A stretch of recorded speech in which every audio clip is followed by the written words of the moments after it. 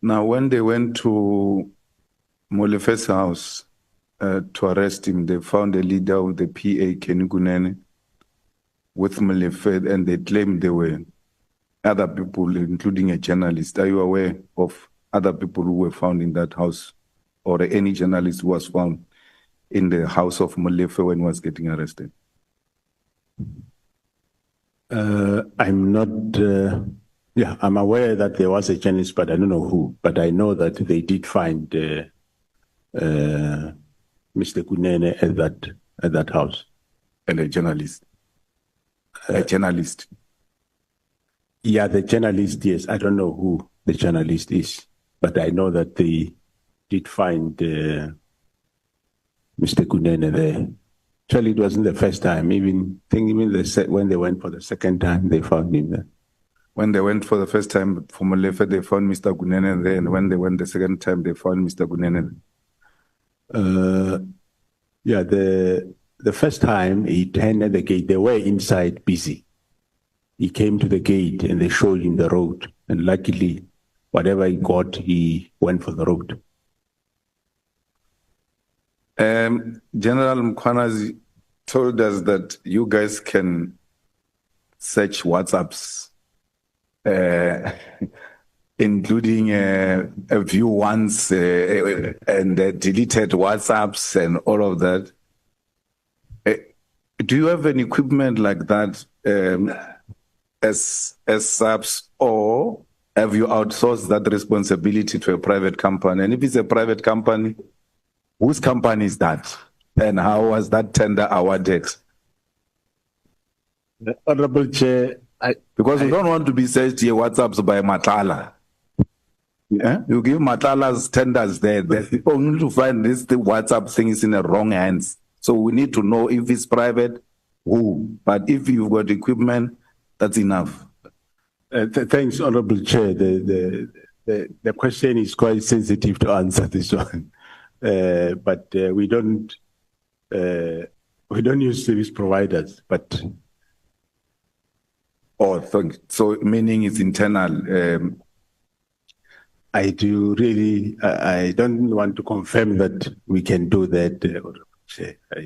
No, General Mkhwanazi came and told us. He said it himself. It's not like we're bringing a rumor or anything. He was sitting there. He told us that they search WhatsApps. They take your phone and search WhatsApps, and they've got it. Even if you delete, they will still find a way of using whatever equipment. So it's not a rumor. He came here and told us that.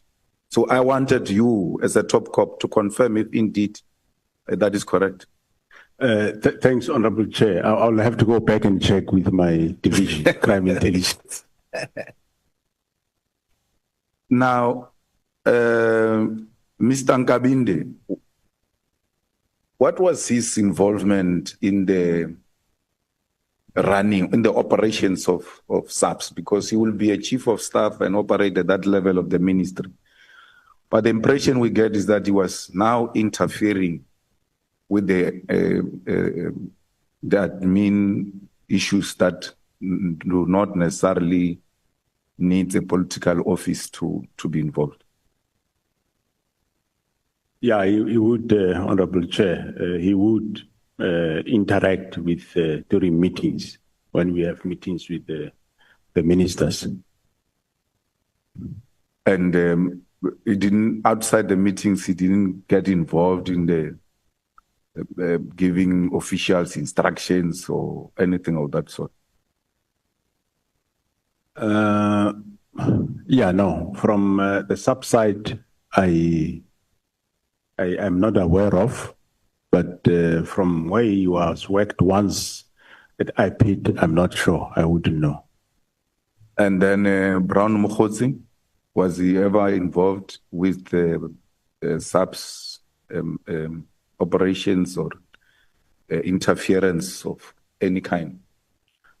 No, what I know of, as I said, the first time Honorable Chair heard of the name Brown Mkhwanazi was from General Mkhwanazi when he raised matters, and I said no, let's investigate it, and we investigated, because when he got involved, that's when he was alerting General Mkhwanazi about the Mbangeni search that was done at the prison by the members of SAP. So it was at that juncture that he did speak to me about Brown Mkhozi. He bring back an incident that happened long ago, which actually was resolved long ago by myself, of the Mbangeni search of a prison warder's house. What is so difficult with issuing out security clearance to people like General Mkhwanazi? Because he says it's not of his own fault. There are many others who are awaiting to get security clearance, and it looks like at the intelligence, a crime intelligence or intelligence office, there are some people who are just deliberately holding clearance certificates for certain individuals. Yeah, Honorable Chair, one of the reforms that we are doing is in that environment to reform. We do not say if somebody is not supposed to get, must get. However, those that qualify to get, they should get. But yes, I picked up that there are problems, and General Khumalo was attending to those problems that were in that environment. So now I will take it further. I'm taking it further with the new DIFCOM, with the way to bring reforms in that environment. And the reforms doesn't mean they must dish out willy-nilly security clearances, but all we are saying is they must do it proper, because somewhere there is, they do things in the wrong way. For example, you would recall that there was an issue about the security clearance of General Khumalo, which was, they said, was issued within a week, which is a lie. General Khumalo started the security clearance in 2018, and it was only finalized that time. And there is nothing wrong if I or any of the commanders saying, how far are you with so and so security clearance? They say, no, in a week we'll finalize it. Okay, no, finalize and let us know. There's nothing wrong with that. But then also there is a Major General Madondo who was there in crime intelligence, which they refused him the security clearance, and which was wrong, because before that, the same directorate did issue him with a security clearance.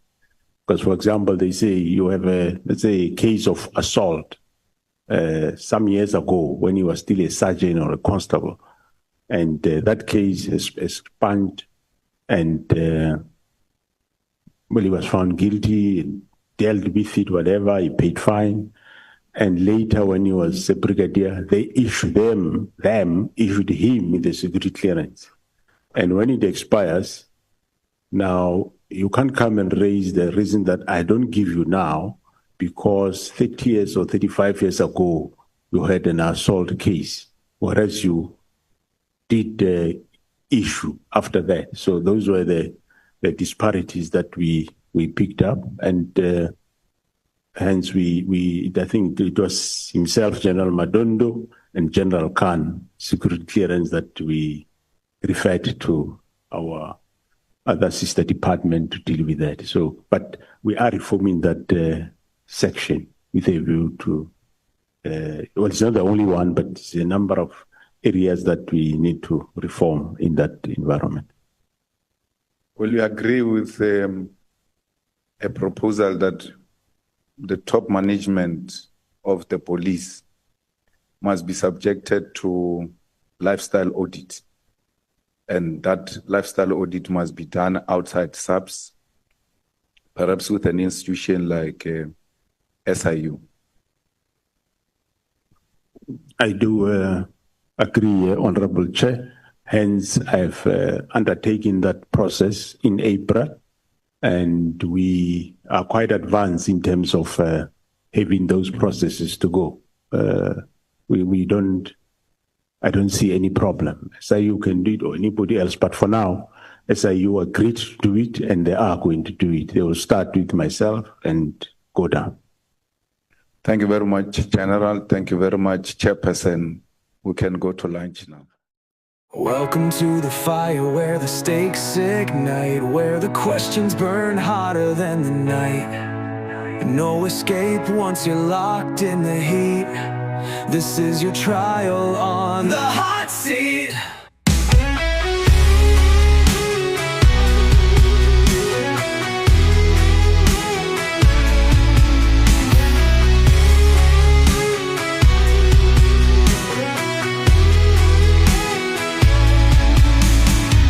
Welcome to the fire where the stakes ignite, where the questions burn hotter than the night. No escape once you're locked in the heat. This is your trial on the